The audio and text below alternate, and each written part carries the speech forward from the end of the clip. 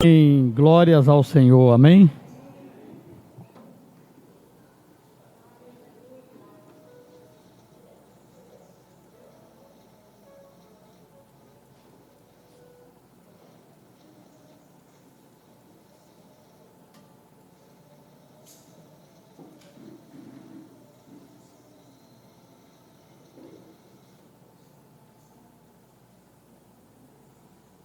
Acho que aqui dá para falar sem máscara, né, Renato? Dá? Eu vou ficar bem distante para não jogar cutícula em ninguém. Não vai ter problema de Covid em vocês. Mas vamos arranjar.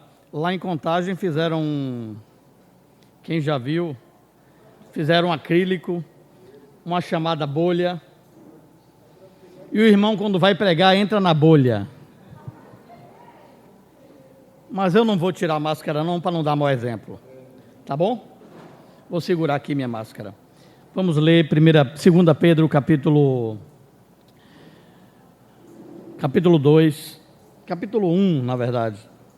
A gente já tem lido esse texto e vamos ler novamente, apenas para enfatizar aquilo que nós queremos falar.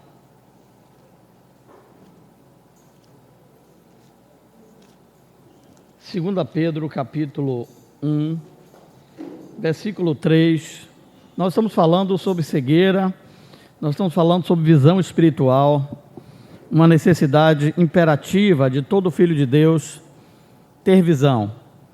Se não há visão, o povo se desintegra. Se não há visão, nós caímos em barrancos. Se não há visão, nós não conseguimos caminhar. Então está aí o texto. Hoje quem está com aviso é Pinho, viu, Pinho? Fica atento aí, quem tiver algum aviso, procura Pinho e dá o aviso, tá certo?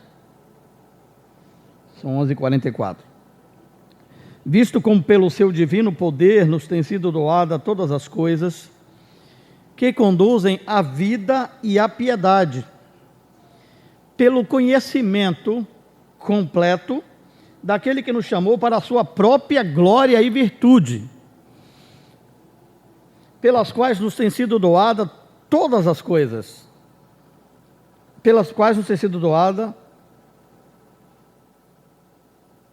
versículo 4, né? Pelas quais nos tem sido doada as suas preciosas e muito grandes promessas, para que por elas vos torneis coparticipantes da natureza divina, livrando-vos da corrupção e das paixões que há no mundo.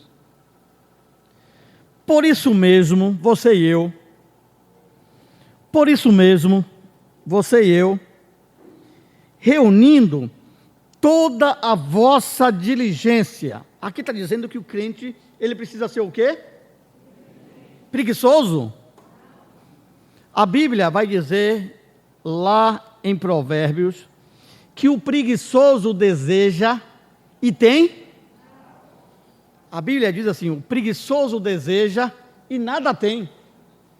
Há um desejo no coração dele, eu vou ter isso, eu vou ter aquilo, mas ele não consegue, porque a cama fala mais alto. E você sabe, eu mesmo gosto de dormir, que é uma maravilha. Dormir é uma das maravilhas do mundo. O que é isso, meu irmão? Dormir é uma das maravilhas do mundo? É. Quando você dorme, foi Deus que criou o sono, né? E quando você dorme, hein, Jorginho? Depois daquela feijoada, cadê o Zé Carlos? Já foi? Está preparando. Hoje vai ter feijoada lá, compre sua feijoada com ele, que vai ser uma maravilha. Depois daquela feijoada, Thales, vem aquele sono, aí você deita e a barriga vai crescendo, que é um negócio sério. Mas nós não podemos ficar só no sono. Você entende que tem que ter um equilíbrio. O sono é uma maravilha, mas a Bíblia diz, olha, não ames ao sono, porque senão vai acontecer o quê? Vai ficar pobre. O provérbio está cheio de pepitas de ouro, já viu? Cheio de pepitas, mas vamos continuar no texto. Por isso mesmo, vós reunindo toda a vossa diligência, associai com a vossa fé a virtude, com a virtude o conhecimento, e com o conhecimento o domínio próprio, com o domínio próprio a perseverança, com a perseverança a piedade, com a piedade a fraternidade, com a fraternidade o amor. Aí ele vai dizer, presta atenção no versículo 8, porque estas coisas existindo em vós, e em vós o quê? Me ajude a ler, por favor. Porque essas coisas existindo em vós e em vós, aumentando. Essas coisas, irmãos, elas não têm apenas que existir em nós. Elas precisam aumentar, Noélia. Elas têm que existir e têm que aumentar. Porque essas coisas existindo em vós e em vós aumentando, fazem com que não sejais nem inativos, nem infrutuosos no pleno conhecimento de nosso Senhor Jesus Cristo. Pois aquele a quem essas coisas não está presente é, vendo o sol que está perto, esquecido da purificação dos seus pecados de outrora.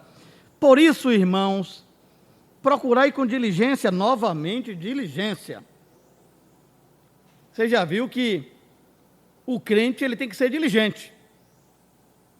Novamente, procurai com diligência cada vez maior confirmar a vossa vocação e eleição, porquanto procedendo assim, não tropeçareis em tempo algum. Então, Tobi, nós temos um caminho aqui. O Senhor abriu um caminho para nós.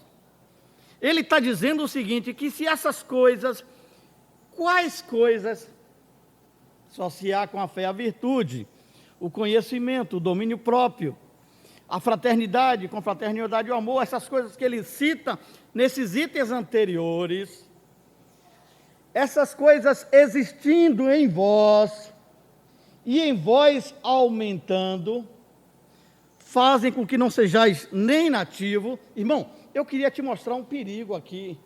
Esse texto, por mais que... eu ouvi esse texto aqui do irmão Mac, no ano de 92, em Belo Horizonte. Estava pregando ele, o Lance Lambert, o irmão Christian e o irmão Mac.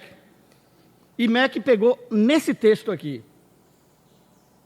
E ele pregou toda a conferência, o texto base dele era esse, falando dessa necessidade que o crente tem. Isto aqui é fundamento. Você não pode correr disso. Porque se essas coisas deixarem de existir em você, pode ser que você já está desviando. Pode ser que você já perdeu o caminho. E aí você precisa acordar. Você sabe por que os terremotos existem?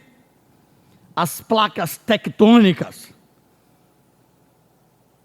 Nossas vidas têm um bocado de placas tectônicas no caminho. E quando acontece algum episódio que muitas vezes, na maioria das vezes, foge ao seu controle, e as placas, acho que elas se chocam, né, Jorginho? As placas se chocam. E aí tem aquele terremoto. E aquele irmão que estava distraído, ele agora acorda. Por causa do terremoto. Jesus gosta de terremoto. Ué, Marcelo, Jesus gosta de terremoto, mas terremoto traz tragédia. Eu estou falando aqui de lhe despertar do sono. Eu estou lhe falando aqui de lhe acordar. Eu estou falando aqui de lhe dar visão espiritual, para que você não ande como andam os gentios, na vaidade dos seus próprios pensamentos. Eu estou falando aqui de você viver com visão espiritual e você não viver de qualquer maneira. E Jesus permite o terremoto. Eu estava olhando ali, irmã Creuza. Dê uma olhada na senhora hoje, viu? Eu estava olhando aqui sentadinho, irmã Creuza, e eu estou com um negócio de uma fraqueza.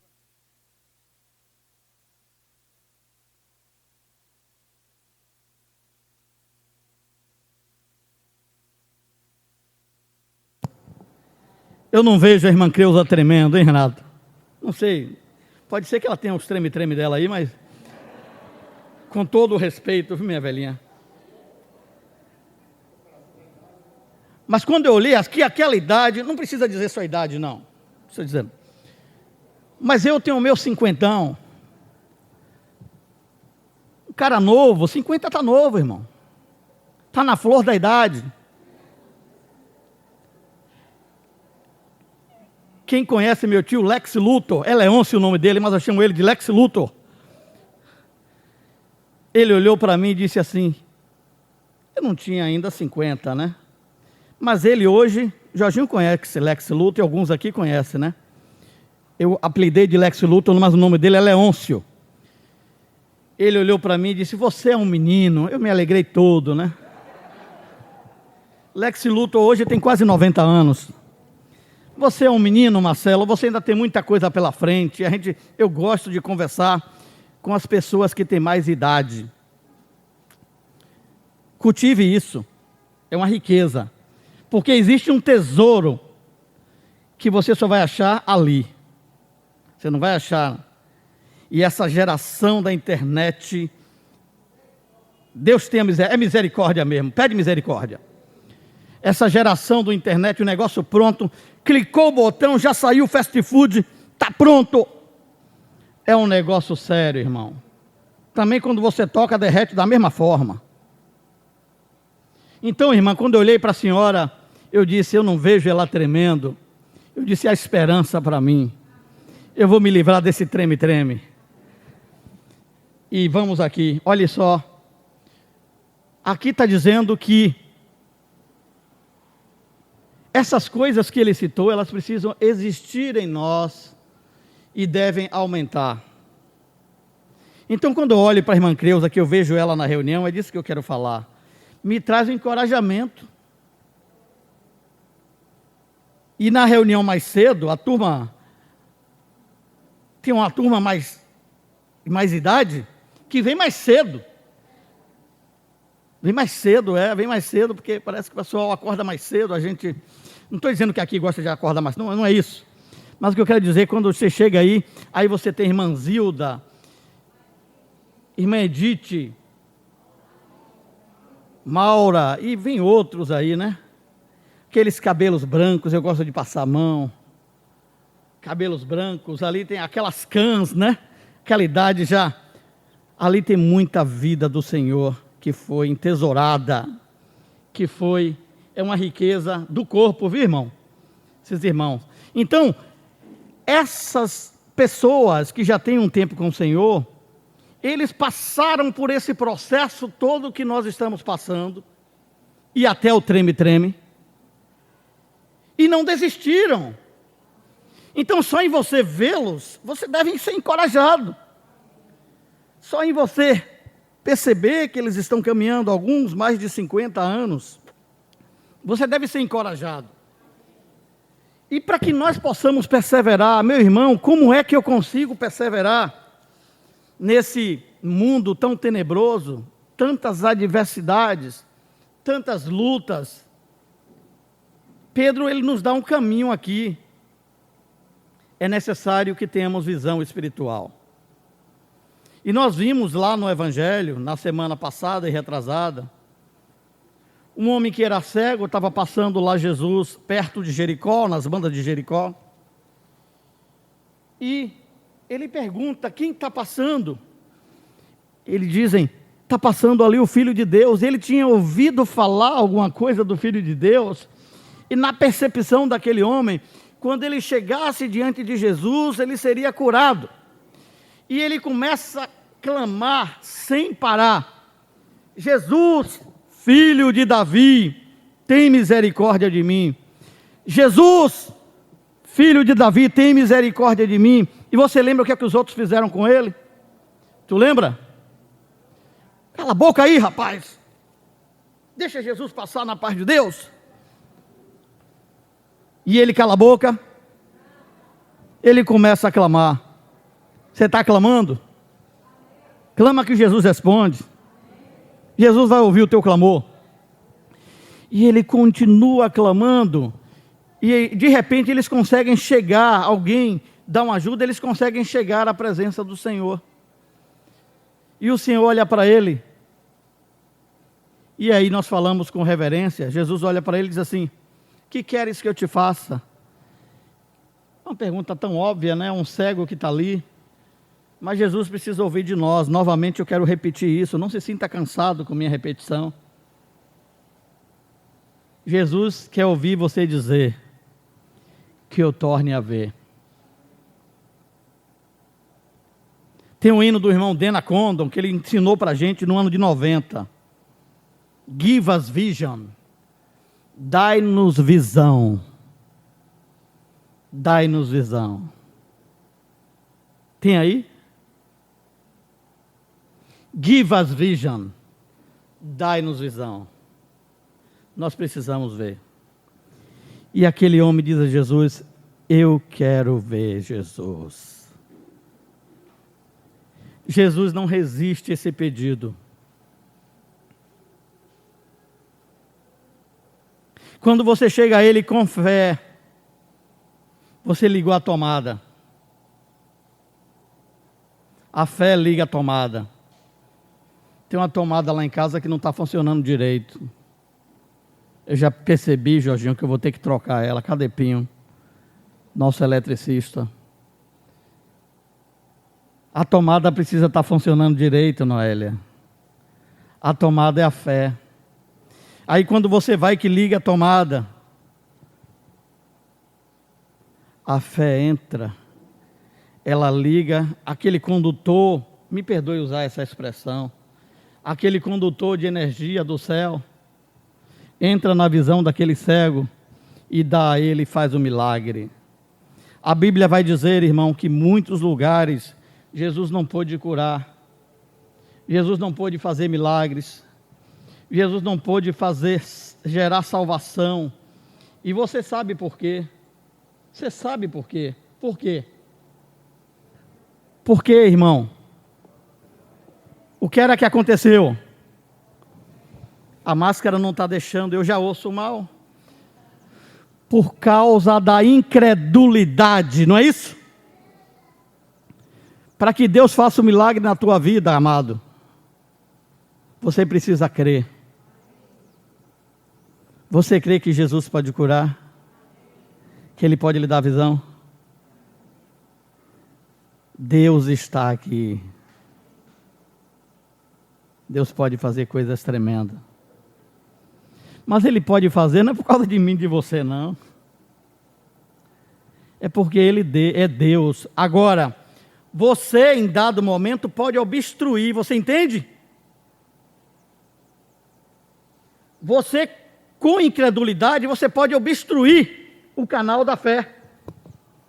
Você pode não permitir que esta cura chegue até você. Existe um episódio que é engraçado, chega a ser cômico, de um outro cego. Nós vamos ler aqui. Pega aí, João. Se não der para terminar hoje, não tem problema não. O importante é a gente absorver a riqueza da palavra. É o capítulo todo, é um outro cego, que não estava enxergando. O texto vai falar a cura de um cego de nascença. É realmente cômico esse caso.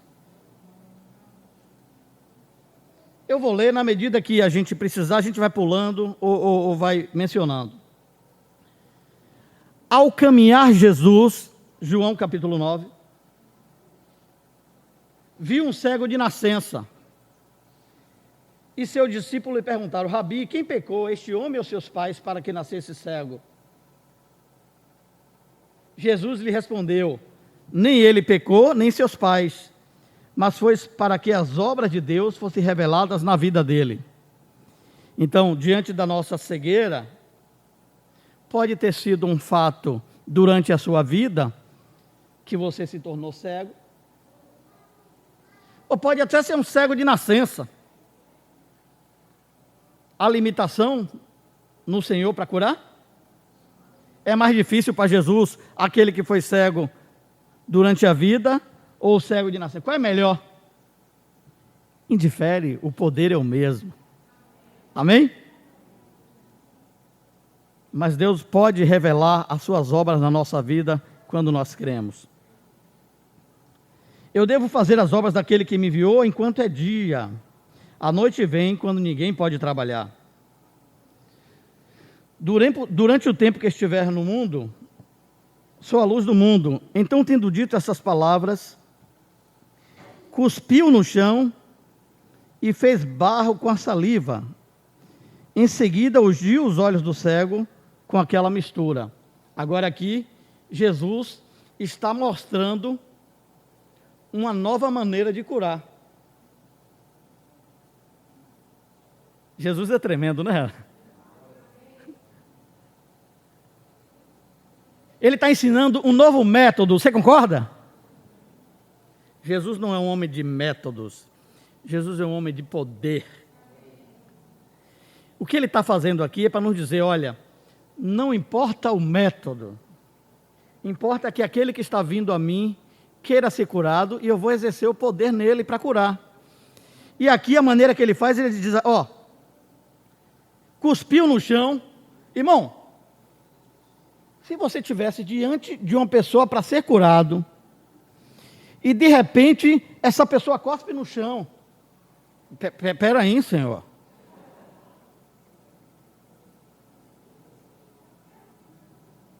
Com cuspe não dá, ainda mais que tem um negócio do Covid aí. Jesus cuspiu no chão, e depois ficou só nisso? Me ajuda aí. E fez barro com a saliva, então ela ali tinha um barrinho. Você gosta do barrinho? Barro com a saliva, e em seguida ungiu os olhos do cego. Ele passou aqui, ó, para ir. Rapaz, se fosse eu que estivesse lá, do jeito que eu sou falastrão, eu ia dizer, Jesus, agora que ele não vai enxergar mesmo. Ele já era cego. O Senhor, com toda a reverência, passou barro. Na minha ótica, eu ia dizer, peraí, Jesus. Mas Jesus é Jesus. Amém? Cala tua boca e ouve. Jesus é Jesus. E aí ficou por isso, e ordenou ao homem, vai e lava-te no tanque de Siloé, que significa enviado. E o cego fez o quê, irmão? Ele foi. Irmão, depois dessa cura inusitada, você já viu na Bíblia alguém curar dessa forma? Eu não tinha visto. Com todo respeito para aqueles que não criam no Senhor, para aqueles que não criam, porque quem cria, via que estava ali o Senhor dos senhores. Mas quem não viu Jesus, ele ia dizer assim, a respeito de Cristo, rapaz, eu estava ali na rua, e tinha um cego de nascença, isso aqui é a ótica de quem não viu Jesus.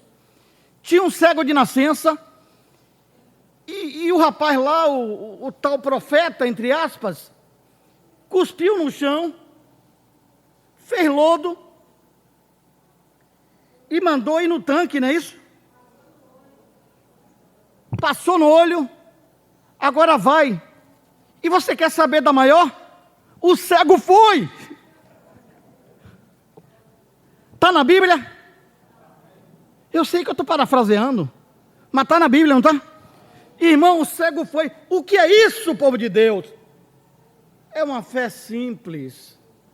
Não tem que ter muito... Eu tenho que ter aquela teologia.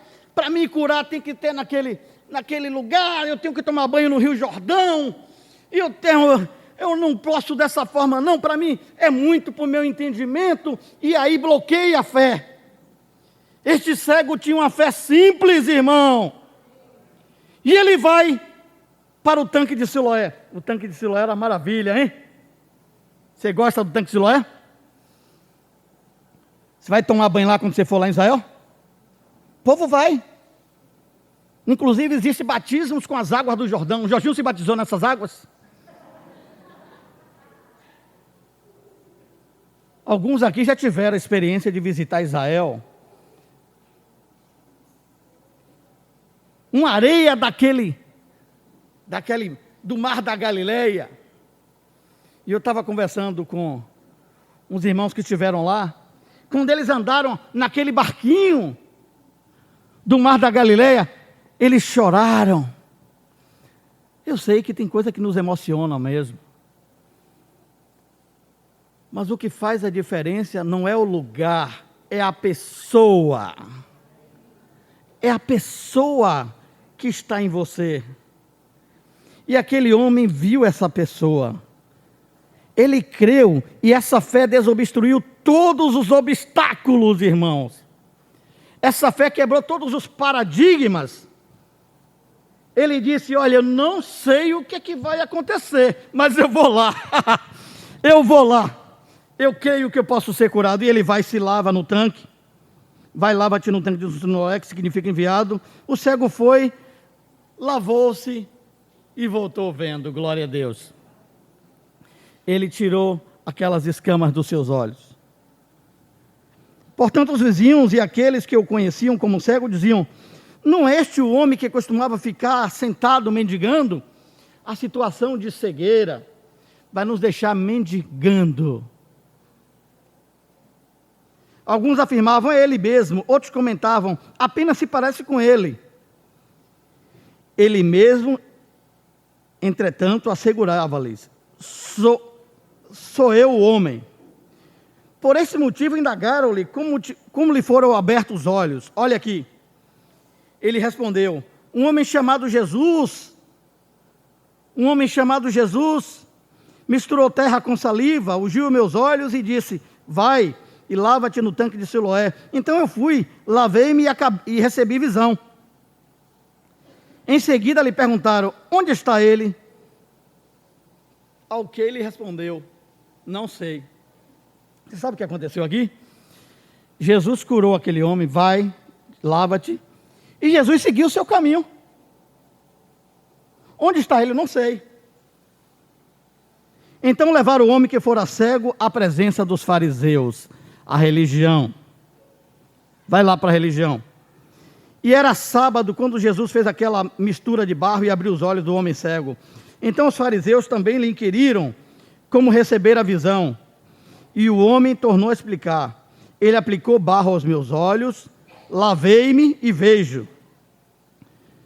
Por esse motivo, alguns dos fariseus alegavam, esse homem não é de Deus, porque não guarda o sábado. Outros murmuravam, como pode um homem, sendo pecador, realizar milagres como esse? E novamente houve divisão entre eles. Uma vez mais perguntaram ao homem, que fora cego, que dizes tu a respeito dele? Pelo fato de que abriu os teus olhos, o homem asseverou, ele é um profeta. Ele começa a ver Jesus. Contudo, os judeus não acreditavam que fosse cego e havia recebido visão, até que fosse chamado os pais daquele que recebera a visão. Então os interrogaram, é este vosso filho, o qual vos dizeis que nasceu cego? Como então ele pode ver agora? Os pais lhe responderam, sabemos que ele é nosso filho e que nasceu cego, mas não sabemos o significado de ele estar vendo agora. E também não sabemos quem lhe abriu os olhos. Perguntai a ele, tem idade, e ele falará de si mesmo. Seus pais responderam, dessa maneira, porque estavam com medo dos judeus, pois estes haviam acordado que se alguém confessasse que Jesus era o Cristo, seria expulso da sinagoga. Foi por isso que seus pais disseram, perguntai a ele, já tem idade. Versículo 24. Então eles, chamando de novo o homem que fora cego, lhe ordenaram, dá glória a Deus, pois nós sabemos que esse homem é pecador. Ao que ele retruquiu, se ele é um pecador, eu não sei. Todavia, uma verdade eu sei, eu era cego e agora eu... Isso dá um hino, não dá não? Eu era cego e agora vejo. E novamente lhe indagaram, o que ele te fez? Como te abriu os olhos? O homem lhe respondeu, eu já disse e vós não credes. Olha o problema. Eu já falei para vocês, mas vós não estão acreditando. Por que desejais ouvir tudo uma vez mais? Caso também quereis tornar-vos discípulos deles? Por isso o insultaram e disseram: tu sim és um discípulo dele, mas nós somos discípulos de Moisés. Sabemos que Deus falou a Moisés, mas quanto a esse sujeito, nem sabemos de onde vem. O homem questionou: ora, isso é surpreendente. Vós não sabeis de onde ele vem, e mesmo assim abriu os meus olhos? Irmão, o cego, mendigo, agora está pregando para fariseus e saduceus. Essa turma que não, fariseus e os escribas e fariseus, não é isso? Vós não sabeis de onde ele vem, nem mesmo, e mesmo assim a me abriu os olhos. É sabido que, versículo 31, é sabido que Deus não ouve pecadores, mas todo adorador de Deus e a todo que faz a sua vontade, a esse ele atende. Desde o início do mundo, jamais se ouviu que alguém tenha aberto os olhos de um cego de nascença. Se esse homem não viesse de Deus, não poderia fazer obra alguma. Então concluíram, tu que nasceste repleto em pecado, pretende nos ensinar, e o excluíram. Versículo 35. Jesus ouviu que o havia expulsado, e quando encontrou, lhe disse: acreditas tu no Filho de Deus? O homem respondeu: quem é ele, Senhor, para que eu possa nele crer? E Jesus lhe assegurou: tu estás vendo, é este que te fala. Então declarou o homem: Senhor, eu creio. E prostrando diante de Jesus, o adorou. Aqui a revelação se completou, viu, irmão? Ele recebeu visão e agora ele encontra o Salvador e reconhece quem ele é. Porque ele tinha saído para o tanque de Siloé para se lavar, ele não teve esse encontro com ele. Então revelou Jesus: eu vim a este mundo para julgamento, a fim de que os cegos vejam e os que se veem se tornem cegos. Alguns fariseus que estavam com ele, ao ouvir essas palavras, perguntaram a Jesus: porventura nós também somos cegos? Afirmou-lhe Jesus: se vós fosseis cegos, não serias culpados, mas uma vez que alegais, nós vemos, por essa razão, o pecado persiste dentro de vós. Irmão, aqui você tem um homem cego de nascença, que Jesus, contrariando a todas as suas maneiras de curar, ele faz de forma diferente. Poderia gerar no coração do cego incredulidade. A incredulidade é o forte empecilho à visão espiritual. Por quê? Porque nós não conseguimos ver o que Deus quer fazer. E esse homem, não obstante tudo aquilo que ele poderia imaginar de alguém que viria curá-lo, ele crê na palavra que o Senhor falou. Primeiramente, ele não viu Jesus como Filho de Deus. Ele vai lavar-se no tanque de Siloé e depois ele encontra o próprio Senhor e o Senhor se revela para ele. Aí então ele o adora. Irmão, se você não ver, se você não enxergar, não é possível você caminhar. É preciso que você tenha visão espiritual. É preciso que você veja a grandeza do Senhor e quem Ele é. Nós lemos na semana passada, naquele naufrágio que Paulo enfrentou. Você lembra? Aquela embarcação toda, quase vai... Na verdade, a embarcação foi à bancarrota, destruiu-se toda, mas não houve perda de nenhuma vida. Paulo, no meio daquela luta ali, ele fala: o anjo de Deus, de quem eu sou e a quem eu sirvo. Nós precisamos ter esta visão, que nós pertencemos à pessoa de Deus. Nós precisamos entender quem Ele é e a quem nós servimos. Amém? Vamos ler Efésios capítulo 1.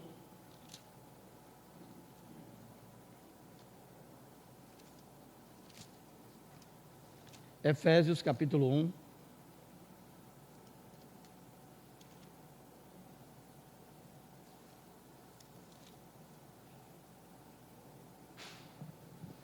Quem achar aí pode ler alto e bom som.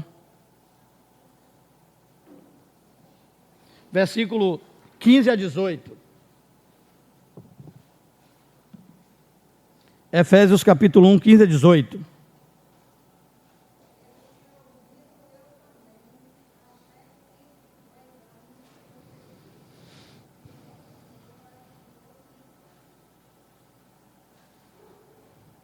Versículo 16, Diva.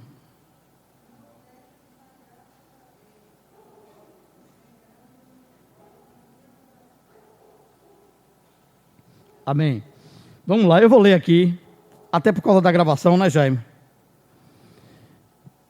Por isso também eu, tendo ouvido a fé que há entre vós, a igreja em Éfeso, havia fé ali,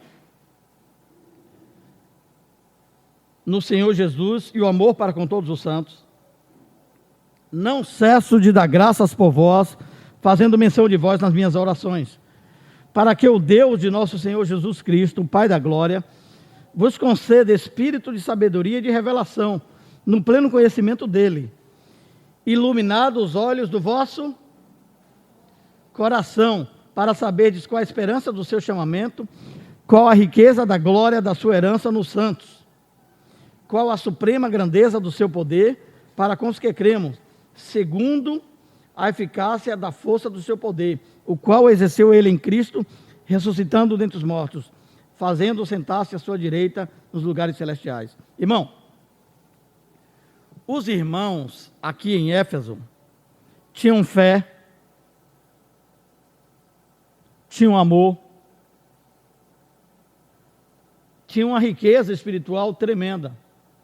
Era uma igreja que Paulo, em determinado momento, ele diz, eu protesto, eu não deixei de anunciar no meio de vós todo o desígnio de Deus. Ele havia pregado ali acerca de todos os ensinamentos da palavra. Irmão, ele mesmo assim faz essa oração aqui, ó.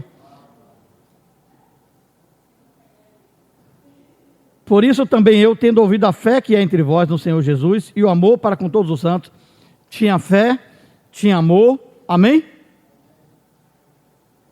Não cesso de dar graça por vós, fazendo menção de vós nas minhas orações.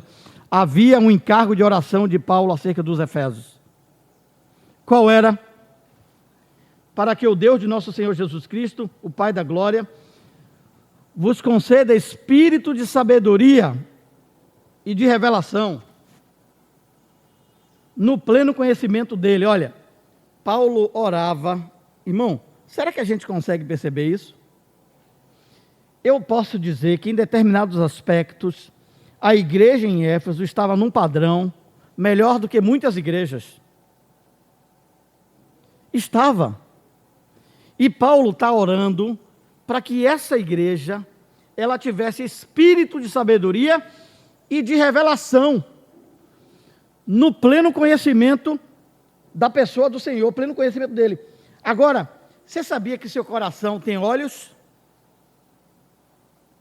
Tem?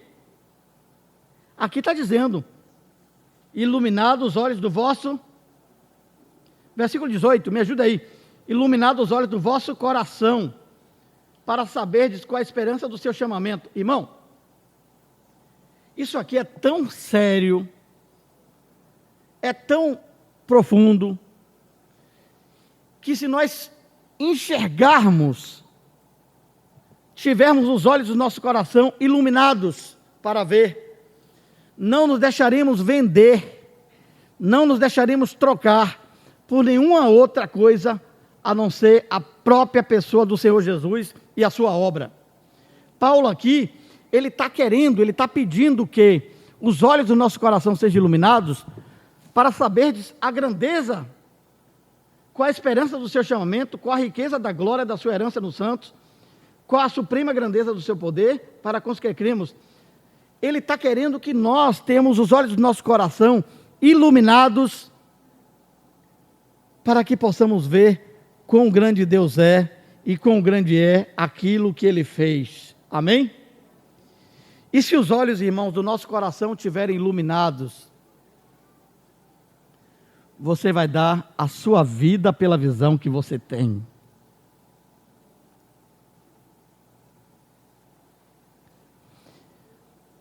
Uma pergunta. Você está disposto a dar a vida por aquilo que você crê? Não responda não, viu? Responda para você e o Senhor. Mas a pergunta eu vou fazer de novo. Você está disposto a dar a sua vida por aquilo que você crê?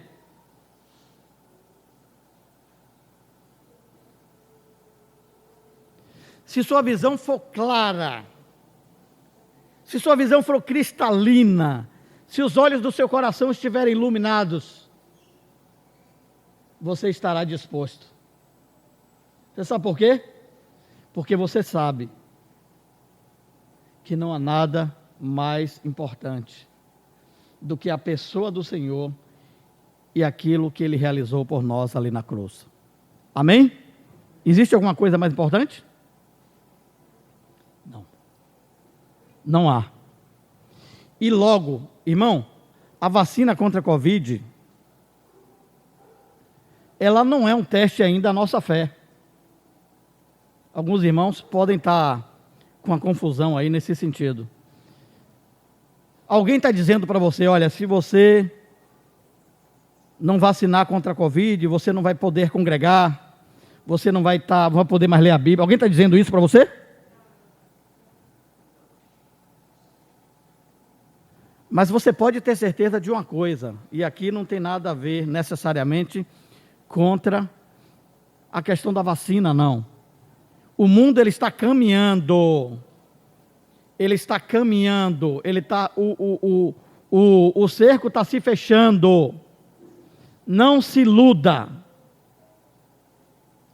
Há uma orquestração mundial e espiritual que inclui muitas das coisas que nós estamos passando hoje.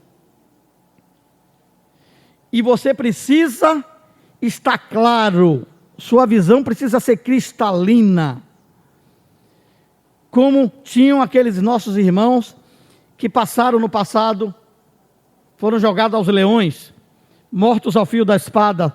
Sua visão, amado irmão e irmã, precisa ser cristalina, a tal ponto que você seja capaz de enfrentar todas essas coisas e permanecer de pé na presença do Filho do Homem.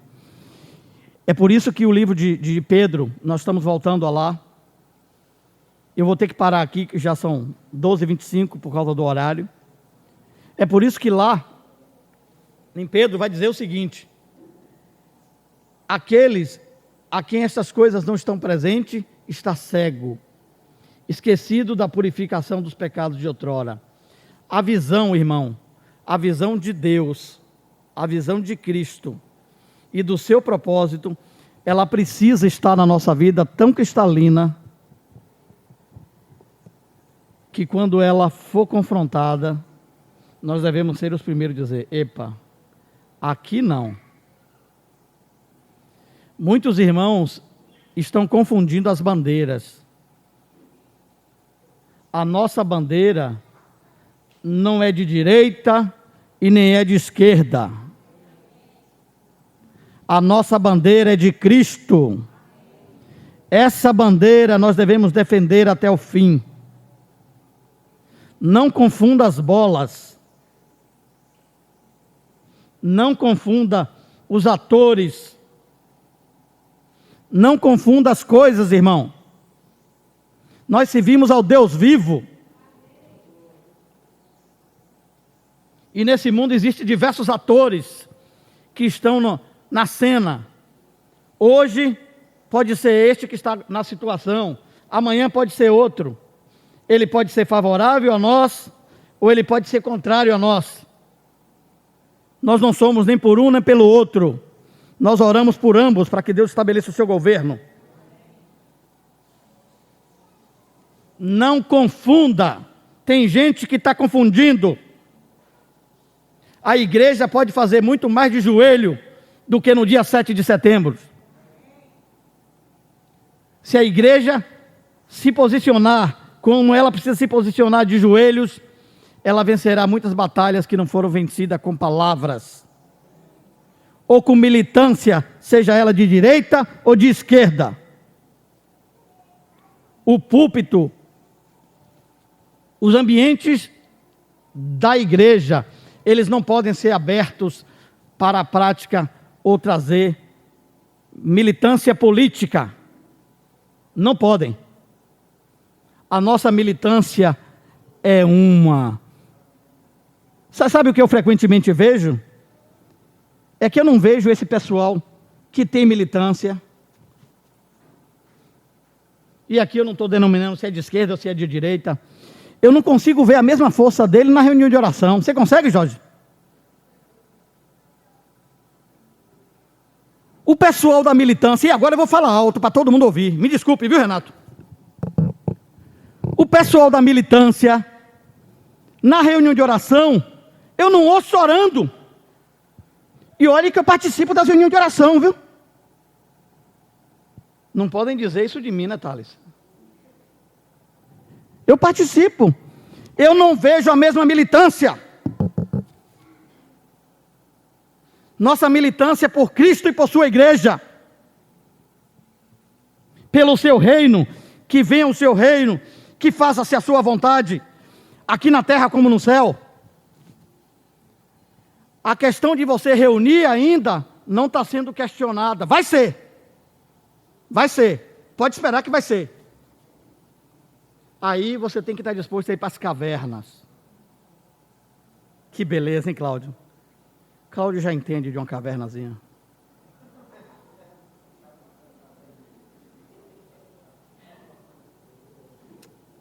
Eu fico imaginando, Ana, minha esposa, ela não está aqui, mas se ela estivesse aqui eu falaria também. Eu ir para a caverna? Deve ter cobra lá, Marcelo. Eu digo, tem. Deve ter umas cobras lá.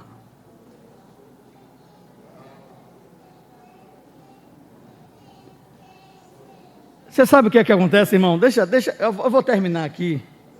Mas antes de terminar, eu gostaria de falar sobre esse negócio da correria. Vai ser uma correria boa, viu?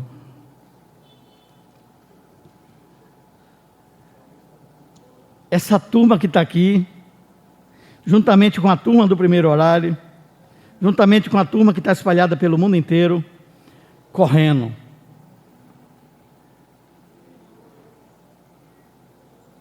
Orando e se posicionando pelo Senhor. Alguns serão mortos. Outros passarão pela prova de escárnios. Sim, até de algemas e prisões. Mas a Bíblia vai dizer: homens e mulheres dos quais o mundo não era digno. Que maravilha! Se a gente tiver ir para a caverna, a gente vai. A gente vai sorrindo para a caverna. Eu lhe garanto uma coisa: essa gordurinha toda que está aqui vai queimar.